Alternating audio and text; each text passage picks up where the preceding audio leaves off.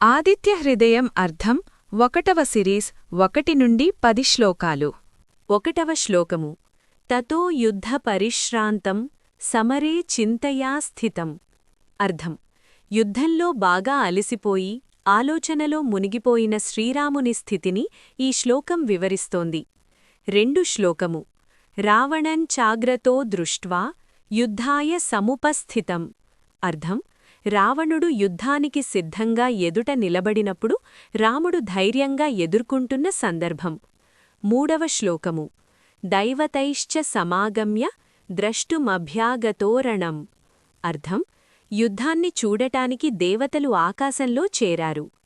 4వ శ్లోకము ఉపగమ్య బ్రవీద్రామం అగస్త్యో భగవాన్ ఋషిః. అర్థం అగస్త్య మహర్షి రాముని దగ్గరకు వచ్చి ఉపదేశం ప్రారంభించారు. 5వ శ్లోకము రామ రామ మహాబాహో శృణు గుహ్యం సనాతనం. అర్థం ఓ మహాబాహువైన రామా, శాశ్వతమైన రహస్యాన్ని విను అని అగస్త్యుడు చెప్పాడు. 6వ శ్లోకము ఆదిత్య హృదయం పుణ్యం సర్వశత్రువినాశనం. అర్థం ఆదిత్య హృదయం పవిత్రమైన స్తోత్రం. ఇది అన్ని శత్రువులను నాశనం చేసే శక్తి కలది. 7వ శ్లోకము జయావహం జపేన్నిత్యం అక్షయం పరమం శివం. అర్థం దీన్ని నిత్యం జపిస్తే విజయం, శాశ్వత శుభం లభిస్తాయి.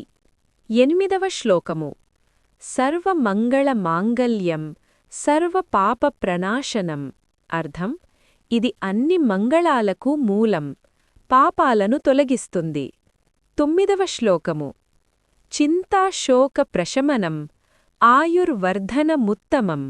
అర్థం ఇది చింతా శోకాన్ని తొలగిస్తుంది, ఆయుష్షును పెంచుతుంది. 10వ శ్లోకము రశ్మిమంతం సముద్యంతం దేవాసుర నమస్కృతం. అర్థం కిరణాలతో ఉదయించే సూర్యుడు, దేవతలు అసురులు నమస్కరించే మహాదేవుడు. 10 శ్లోకాల నుండి సారాంశం. మన జీవితంలో కూడా సమస్యలతో అలసిపోతాం. సమస్య ఎంత పెద్దదైనా ఎదుర్కొనే ధైర్యం అవసరం. మన కష్ట సమయంలో దైవకృప ఎప్పుడూ మన వెంట ఉంటుంది. సంకట సమయంలో గురువు మార్గదర్శనం చాలా ముఖ్యం. ఇప్పుడు ప్రారంభమవుతుంది శక్తివంతమైన స్తోత్రం ఆదిత్య హృదయం.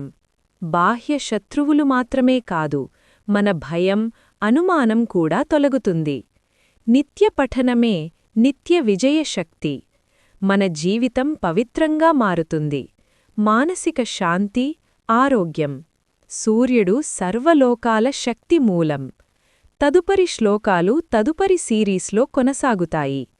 ప్రతి శ్లోకాన్ని అర్థంతో తెలుసుకొని భక్తితో చదువుతారని కోరుకుంటూ, భక్తితో ప్లీజ్ సబ్స్క్రైబ్ అండ్ షేర్.